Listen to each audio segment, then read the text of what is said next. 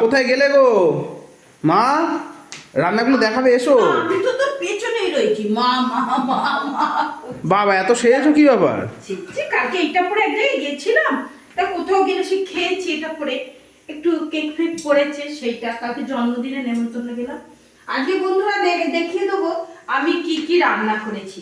তোমরা আমাকে অনেক ভালোবাসা দিচ্ছ, এইরকম ভাবে আমার সঙ্গে থাকবে। এই দেখো বন্ধুরা, আজকে আমি রান্না করেছি এই রকম মূলো দিয়ে আমি মুসুর ডাল করেছি। ধনেপাতা দিয়েছো? ধনেপাতা কাঁচা লঙ্কা দিয়ে এই রকম মুসুর ডাল করেছি বন্ধুরা। এ খুব খেতে ভালো লাগে, এটা বেশি পাতলা করলে হবে না। আর রান্না করেছি, বেশি কিছু করিনি বন্ধুরা জানো। এই দেখো, আর রান্না করেছি এই রকম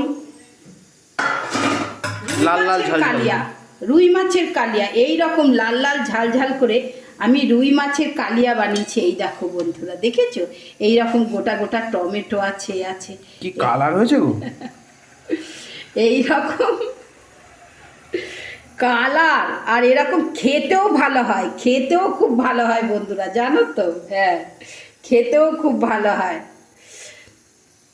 কেমন হয়েছে আমার রান্নাটা, এই মাছের কালিয়া রান্নাটা কেমন হয়েছে অবশ্যই বন্ধুরা কমেন্ট করে কিন্তু জানাবে।